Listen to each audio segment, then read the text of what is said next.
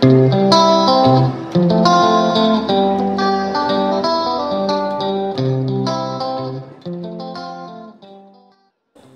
friends, welcome back to our channel. ഇന്നത്തെ നമ്മുടെ recipe നമുക്ക് ഇഫ്താറിന്റെ സമയത്തൊക്കെ സ്നാക്ക് ആയിട്ടും ഡിന്നർ ഒക്കെ ആയിട്ട് തയ്യാറാക്കി എടുക്കാൻ പറ്റുന്ന ഒരു കിഡിലൻ ഐറ്റം ആണ് കേട്ടോ. ഒരുപാട് സമയം കാര്യമൊന്നും വേണ്ട, പെട്ടെന്ന് ചെയ്തെടുക്കാൻ പറ്റും. അപ്പോൾ നിങ്ങൾ ഇത് കരുതും ബട്ടൂരൊക്കെ ആണെന്ന്, പക്ഷെ ബട്ടൂരി ഒന്നുമല്ല കേട്ടോ. ബട്ടൂരിനേക്കാൾ ഒരുപാട് ടേസ്റ്റിൽ ഒരു കിഡിലൻ ഐറ്റം ആണ്. അതുപോലെ തന്നെ നമുക്ക് കുബൂസിന് പകരമായിട്ട് ചാർക്കോൾ ഗ്രിൽ ഐറ്റത്തിന്റെ കൂടെ കഴിക്കാനും അതുപോലെ തന്നെ എല്ലാ കറിയുടെയും കൂടെയും കഴിക്കാനും ഒക്കെ നല്ല ടേസ്റ്റ് ആണ് കേട്ടോ. അപ്പോൾ നമുക്ക് വീഡിയോയിലേക്ക് പോയാലോ? വീഡിയോയിലേക്ക് പോകുന്നതിന് മുന്നേ നിങ്ങൾക്ക് ചാനൽ ഇഷ്ടപ്പെടുന്നുണ്ടെങ്കിൽ പ്ലീസ് ഒന്ന് സബ്സ്ക്രൈബ് ചെയ്ത് സപ്പോർട്ട് ചെയ്യണേ. അപ്പോൾ ആദ്യം തന്നെ നമുക്ക് ഇതിന് ആവശ്യമായിട്ടുള്ള ഈസ്റ്റ് ഒന്ന് പൊങ്ങാൻ വേണ്ടിയിട്ട് വെക്കണം. അതിനായിട്ട് ഞാനിവിടെ ഒരു 1/4 കപ്പ് അളവിൽ ഇളം ചൂടുള്ള പാലെടുത്തിട്ടുണ്ട്. ചൂട് ഒരുപാട് കൂടാനും പാടില്ല, എന്നാൽ തണുത്ത പാലും പാടില്ല കേട്ടോ, പ്രത്യേകം ശ്രദ്ധിക്കണേ. ഇനി നമുക്ക് ഇതിലേക്ക് 1 ടീസ്പൂൺ ഈസ്റ്റ് ചേർത്ത് കൊടുക്കാം. അതുപോലെ തന്നെ 1 ടീസ്പൂൺ പഞ്ചസാരയും കൂടി ചേർത്ത് കൊടുക്കാം. എന്നിട്ട് ഇത് നമുക്ക് നല്ലപോലെ ഒന്ന് മിക്സ് ചെയ്ത് കൊടുത്തതിന് ശേഷം നമുക്കിത് അടച്ച് വെച്ച് കൊടുക്കാം. എന്നിട്ട് ഒരു 10-20 മിനിറ്റ് ഇത് പൊങ്ങാൻ വേണ്ടിയിട്ട് വെക്കാം. അപ്പോൾ ക്ലൈമറ്റിനനുസരിച്ചിട്ട് പെട്ടെന്ന് പൊങ്ങി കിട്ടുകയും ചെയ്യും, ചിലയിടത്ത് കുറച്ചധികം സമയം വേണ്ടിയിട്ടും വരും. അത് നിങ്ങളുടെ ക്ലൈമറ്റിനനുസരിച്ച് മാറ്റം വരുത്തുക. അതുപോലെ തന്നെ ഞാൻ ഇവിടെ എടുത്തിട്ടുള്ളത് ഡ്രൈഡ് ഈസ്റ്റ് ആണ്, അതുകൊണ്ടാണ് ഞാൻ ഇതുപോലെ ഫെർമെൻറ്റ് ചെയ്യാൻ വേണ്ടിയിട്ട് വെക്കുന്നത്. അപ്പോൾ നിങ്ങളുടെ കയ്യിൽ ഇൻസ്റ്റൻറ്റ് ഈസ്റ്റ് ഉണ്ട് എന്നുണ്ടെങ്കിൽ പൊടി കുഴക്കുന്ന സമയത്ത് ഡയറക്റ്റ് ഒന്നിച്ചിട്ട് കൊടുത്താൽ മതി കേട്ടോ. ഇപ്പം നമ്മുടെ ഈസ്റ്റ് ഏതാണ്ട് 1/4 മണിക്കൂർ കഴിഞ്ഞതിന് ശേഷം ഞാൻ എടുത്ത സമയത്ത് കണ്ടില്ല, നന്നായിട്ട് പൊങ്ങി വന്നിട്ടുണ്ട്. ഇനി നമുക്ക് ഇതിനാവശ്യമായിട്ടുള്ള മാവ് എങ്ങനെ കുഴച്ചെടുക്കുന്നതെന്ന് നോക്കാം. അപ്പോൾ ആദ്യം തന്നെ ഞാൻ ഈ ഒരു ബൗളിലേക്ക് 1.5 കപ്പ് അളവിൽ മൈദ ചേർത്ത് കൊടുക്കുന്നുണ്ട്. അടുത്തത് ഇതിലേക്ക് ആവശ്യത്തിനുള്ള ഉപ്പ് ചേർത്ത് കൊടുക്കുക. കൂടെ തന്നെ 2 ടേബിൾ സ്പൂൺ ഗീ ചേർത്ത് കൊടുക്കുക. ഗീ അല്ലെങ്കിൽ ബട്ടർ ആയാലും കുഴപ്പമില്ല കേട്ടോ, ഏതാണോ കയ്യിലുള്ളത് അത് ചെയ്യാം. എന്നിട്ട് കൈ വെച്ചിട്ട് നന്നായിട്ടൊന്ന് ഡ്രൈ മിക്സ് ചെയ്ത് കൊടുക്കുക. ആദ്യം തന്നെ ആ ഒരു ഗീ ഒന്നും മൈദയിലെ എല്ലാ ഭാഗത്തും എത്തുന്ന രീതിയിലൊന്ന് മിക്സ് ചെയ്ത് കൊടുക്കുക. അങ്ങനെ ഡ്രൈ മിക്സ് ചെയ്തതിന് ശേഷം നമ്മൾ നേരത്തെ പൊങ്ങിയിട്ട് മാറ്റി വെച്ച ഈസ്റ്റ് ഉണ്ടല്ലോ, അത് ഇതിലേക്ക് കുറച്ചായിട്ട് ഒഴിച്ചിട്ട് നന്നായിട്ട് മാവൊന്നും നമുക്ക് കുഴച്ചെടുക്കണം. അപ്പോൾ മുഴുവൻ തന്നെ ഒന്നിച്ച് ഒഴിക്കുന്നതിൽ നല്ലത് ഇങ്ങനെ കുറച്ചായിട്ട് ഒഴിച്ചിട്ട് കുഴച്ചെടുക്കുന്നതാണ് കേട്ടോ. അപ്പോൾ നന്നായിട്ട് കുഴച്ചെടുക്കുക. ഇപ്പോൾ കണ്ടില്ലേ, ഈ ഒരു രീതിയിൽ നല്ല സോഫ്റ്റ് ആയിട്ട് തന്നെ ഞാൻ കുഴച്ചെടുത്തിട്ടുണ്ട്. അപ്പോൾ കുറച്ച് സമയം എടുത്തിട്ട് ഇതുപോലെ തന്നെ നന്നായിട്ട് കുഴച്ചെടുക്കണേ. അതുപോലെ തന്നെ കുഴച്ചെടുക്കുന്ന സമയത്ത് നിങ്ങൾ പൊങ്ങാൻ വേണ്ടിയിട്ട് വെച്ച ഈസ്റ്റിലെ പാല് പോരാ, എക്സ്ട്രാ വേണമെന്ന് തോന്നുകയാണെങ്കിൽ ഇളം ചൂടുള്ള പാൽ തന്നെ എടുത്തിട്ട് ഒഴിച്ചിട്ട് കുഴച്ചു കൊടുക്കാൻ വേണ്ടിയിട്ട് പ്രത്യേകം ശ്രദ്ധിക്കണേ. ഇനി നമുക്ക് ഇതിൻ്റെ മുകളിലായിട്ട് കുറച്ച് ഓയിലൊന്ന് ഇതുപോലെ നന്നായിട്ടൊന്ന് തടവി കൊടുക്കുക. എന്നിട്ട് നമുക്കിനി ഇത് അടച്ച് വെച്ചിട്ട് നന്നായിട്ട് പൊങ്ങാൻ വേണ്ടിയിട്ട് വെയിറ്റ് ചെയ്യാം. അതുപോലെ തന്നെ ഏതാണ്ട് ഒരു 3-4 മണിക്കൂർ വെക്കുന്നത് കുറച്ചുകൂടി നല്ലതായിരിക്കും കേട്ടോ. അപ്പം ഞാൻ നേരത്തെ പറഞ്ഞ പോലെ തന്നെ ക്ലൈമറ്റ് ഇപ്പം നല്ല ചൂടുള്ള ഏരിയ ഒക്കെ ആണെങ്കിൽ ഒരു 1.5-2 മണിക്കൂറിൻ്റെ ഉള്ളിൽ തന്നെ നന്നായിട്ട് പൊങ്ങിയിട്ട് വരും. അപ്പോൾ അത് നിങ്ങളുടെ ക്ലൈമറ്റിനനുസരിച്ചിട്ട് ചെക്ക് ചെയ്തിട്ട് നോക്കുക കേട്ടോ. അപ്പോൾ ഞാൻ ഇത് അടച്ചു വെച്ച് കൊടുത്തിട്ടുണ്ട്. അപ്പോൾ ഇപ്പോൾ ഏതാണ്ട് 3 മണിക്കൂർ ആയിട്ടുണ്ട്. കണ്ടില്ല, നമ്മുടെ മാവ് ഡബിളായിട്ട് പൊങ്ങി വന്നിട്ടുണ്ട്. നമ്മൾ നേരത്തെ കുഴച്ച് വെക്കുമ്പോൾ ഇത്രക്കൊന്നും സൈസ് ഉണ്ടായിട്ടില്ല, ഇപ്പം നേരെ ഡബിളായിട്ട് തന്നെ വന്നിട്ടുണ്ട് പൊങ്ങിയിട്ട്. ഇപ്പോൾ കണ്ടില്ല, നല്ല സോഫ്റ്റായിട്ടും വന്നിട്ടുണ്ട്. ഇനി നമുക്ക് ഒന്നുകൂടി ഒന്ന് നന്നായിട്ട് കുഴച്ചെടുക്കുക. അപ്പോൾ ഇത്രക്ക് നല്ല സോഫ്റ്റായിട്ട് തന്നെ കിട്ടണം കേട്ടോ, എങ്കിലേ നമുക്ക് നല്ല പെർഫെക്റ്റ് ആയിട്ടുള്ള സ്നാക്ക് കിട്ടുള്ളൂ. ഇനി ഒന്ന് ജസ്റ്റ് ഒന്നും കൂടി 1 മിനിറ്റോളം ഒന്ന് കുഴച്ചെടുക്കുക. ഇനി നമുക്ക് ഇത് പരത്തിയെടുക്കാൻ ആവശ്യമായിട്ടുള്ള ഒരു ബോർഡിൽ വെച്ചിട്ട് നന്നായിട്ട് ഈ ഒരു ഷേപ്പിലാക്കി വെച്ചു കൊടുക്കുക. കാരണം നമുക്ക് ഒരേ സൈസ് കട്ട് ചെയ്തെടുക്കാൻ വേണ്ടിയിട്ട് കേട്ടോ. അപ്പോൾ ഇതുപോലെ ഒന്ന് ഉരുട്ടി വെച്ച് കൊടുത്തു കഴിഞ്ഞാൽ എല്ലാം ഒരേ സൈസ് തന്നെ കട്ട് ചെയ്തെടുക്കാൻ പറ്റും. ഇനി നമുക്കിത് കട്ട് ചെയ്തെടുക്കാം.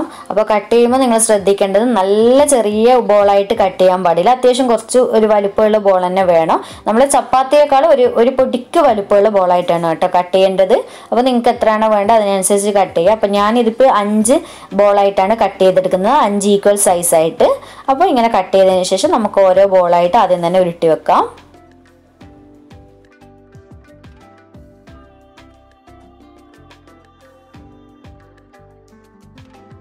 ഇപ്പോൾ കണ്ടില്ല, ഈ ഒരു സൈസിലാണ് കേട്ടോ ഞാൻ ബോൾ എടുത്തിട്ടുള്ളത്. അപ്പോൾ മുഴുവനും ഞാൻ ഇതുപോലെ തന്നെ ഉരുട്ടിയെടുക്കട്ടെ. അങ്ങനെ നമ്മുടെ മുഴുവൻ ബോൾ ഞാൻ ഉരുട്ടിയെടുത്തിട്ടുണ്ട്. അപ്പോൾ ഇനി അതിൻ്റെ തൊട്ടടുത്തായിട്ട് കുറച്ച് ഇൻഗ്രീഡിയൻസും കൂടി ഞാൻ എടുത്ത് വെച്ചിട്ടുണ്ട്. അപ്പോൾ അത് എന്തൊക്കെയാണെന്ന് നോക്കാം. അപ്പോൾ ആദ്യം തന്നെ ഞാനിവിടെ ഒരു ബൗളിലേക്ക് കുറച്ച് വെള്ള എള്ള് എടുത്ത് വെച്ചിട്ടുണ്ട്.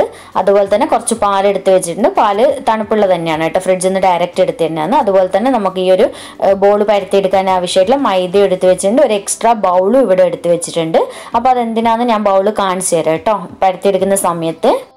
ഇനി നമുക്ക് ഓരോരോ ബോൾസ് എടുത്തിട്ട് പരത്തിയെടുക്കാൻ വേണ്ടി തുടങ്ങാം. ആദ്യം തന്നെ കുറച്ച് പൊടി ഇതുപോലെ ബോർഡിലേക്ക് ആക്കി കൊടുത്തതിന് ശേഷം നമുക്ക് പരത്തിയെടുക്കാം. അപ്പോൾ ആദ്യം തന്നെ നിങ്ങൾ പരത്തിയെടുക്കേണ്ട ഒരു ചെറിയൊരു പൂരിയുടെ വലുപ്പത്തിൽ മാത്രമാണ്. പക്ഷെ റൗണ്ട് ഷേപ്പ് തന്നെ മാക്സിമം പരത്താൻ വേണ്ടി ശ്രദ്ധിക്കുക കേട്ടോ. അപ്പോൾ കണ്ടില്ലേ, ഈ ഒരു വലുപ്പത്തിൽ ആദ്യം തന്നെ പരത്തിയെടുക്കുക. അടുത്തത് ഒരു ബ്രഷോ ഒരു സ്പൂണോ എന്തെങ്കിലും എടുത്തിട്ട് ഇതുപോലെ ഒന്ന് ഒരു സൈഡിൽ പാല് സ്പ്രെഡ് ചെയ്ത് കൊടുക്കുക. നന്നായിട്ട് ബ്രഷ് ചെയ്ത് കൊടുക്കുക. അപ്പോൾ ഒരു സൈഡിൽ മാത്രം ബ്രഷ് ചെയ്ത് കൊടുത്താൽ മതി കേട്ടോ. അടുത്തത് നമ്മൾ എടുത്തു വെച്ചിട്ടുള്ള ബൗളിലേക്ക് നേരത്തെ എടുത്തു വെച്ച വൈറ്റ് എള്ളില്ലേ, അതിൽ നിന്ന് കുറച്ച് മാത്രം ഒരു ബൗളിലേക്ക് ഇട്ട് കൊടുക്കുക. എന്നിട്ട് ഈ ഒരു പാല് നമ്മൾ ബ്രഷ് ചെയ്ത് കൊടുത്ത ആ ഒരു ഭാഗം ഡയറക്റ്റ് ഈ ഒരു എള്ളിലേക്ക് ഒന്ന് കമഴ്ത്തി വെച്ച് കൊടുക്കുക. എന്നിട്ട് നന്നായിട്ടൊന്ന് പ്രസ് ചെയ്ത് കൊടുക്കുക. അപ്പോൾ ഇതിൻ്റെ മുകളിലായിട്ട് കണ്ടില്ല, നിറയെ എള്ള് ഇതുപോലെ നന്നായിട്ട് പറ്റി പിടിക്കും. അതിനാണ് നമ്മൾ പാല് ഉപയോഗിച്ചിട്ടുള്ളത്. എന്നിട്ട് നമുക്ക് ഒന്നുകൂടി ഒന്ന് പരത്തി കൊടുക്കണം, കുറച്ച് വലുപ്പത്തിൽ തന്നെ. അപ്പോൾ എള്ളുള്ള ഭാഗം ബോർഡിലേക്ക് സൈഡ് പറ്റുന്ന രീതിയിലാണ് വെച്ചിട്ട് പരത്തി കൊടുക്കേണ്ടത്. അപ്പോൾ എള്ള് ഇളകി പോവാതെ നല്ല രീതിയിൽ തന്നെ അവിടെ പറ്റി പിടിച്ചോളൂ.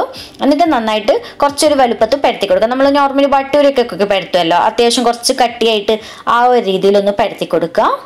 അപ്പോൾ റൗണ്ട് ഷേപ്പ് തന്നെ പരത്താൻ പറ്റുവാണെങ്കിൽ അങ്ങനെ പരത്തുന്നതാണ് കേട്ടോ കുറച്ചുകൂടി നല്ലത്, കാണാൻ നല്ല ഭംഗി ഉണ്ടാവും.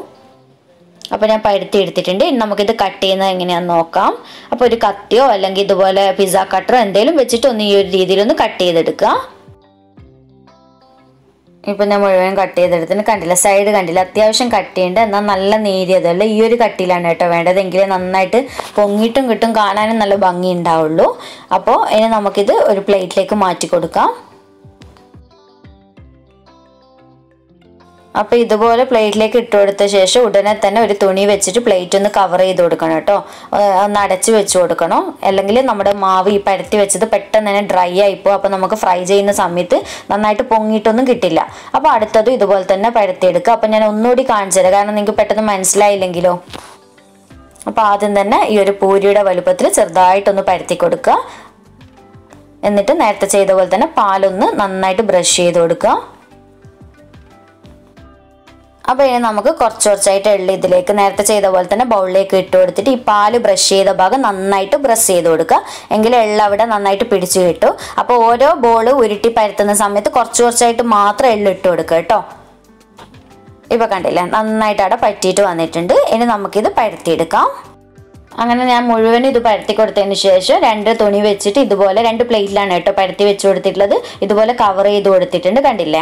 അപ്പോൾ ഇനി നമുക്ക് ഇതുപോലെ തന്നെ നന്നായിട്ട് കവർ ചെയ്ത് കൊടുത്തിട്ട് ഒരു 5 മിനിറ്റ് നമ്മളൊന്ന് ഡിസ്റ്റർബ് ചെയ്യാതെ അതിനെ മൈൻഡ് ചെയ്യാതെ വെക്കണം കേട്ടോ. അതുപോലെ തന്നെ എന്തായാലും 5 മിനിറ്റ് കൂടിയാലും കുഴപ്പമില്ല, 5 മിനിറ്റ് കുറയാൻ പാടില്ല, എങ്കിൽ നമ്മുടെ ഈ ഒരു പരത്തി വെച്ചത് കുറച്ചൊന്ന് പൊങ്ങി വരും, അതിന് വേണ്ടിയിട്ടാണ് കേട്ടോ. അപ്പോൾ ഇതുപോലെ നന്നായിട്ട് അടച്ചു വെച്ച് കൊടുക്കുക.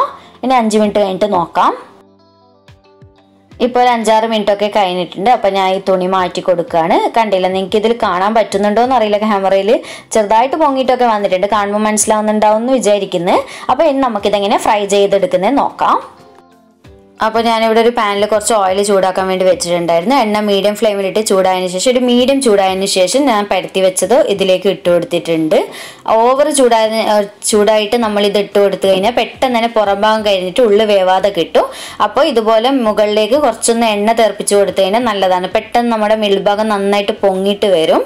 അപ്പോൾ നമുക്കിത് ഓരോ പൂരിയൊക്കെ ചുട്ടെടുക്കുന്ന പോലെ തന്നെ ചുട്ടെടുത്താൽ മതി കേട്ടോ, ഒരുപാട് സമയവും കാര്യമൊന്നും വേണ്ട, പെട്ടെന്ന് തന്നെ റെഡിയാവും.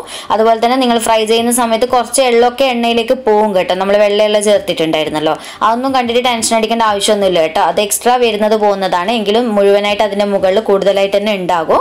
അപ്പോൾ കണ്ടില്ലേ, ഇപ്പോൾ നന്നായിട്ട് പൊങ്ങി വന്നിട്ടുണ്ട്. ഇനി ഇതുപോലെ തിരിച്ചും മറിച്ചും ഒക്കെ ഇട്ടിട്ട് ഒരു നല്ലൊരു ഗോൾഡൻ ബ്രൗൺ കളറാകുന്നവരെ ഒന്ന് ഫ്രൈ ചെയ്തെടുക്കാം. അപ്പോൾ ഒരു ലോ ടു മീഡിയം ഫ്ലെയിമിൽ ഇട്ടിട്ട് ഫ്രൈ ചെയ്തെടുത്താൽ മതി കേട്ടോ, ഓവർ ഹൈ ആയി കഴിഞ്ഞാൽ നമുക്ക് ഉള്ളിൽ വേവില്ല, മൈദയല്ലേ.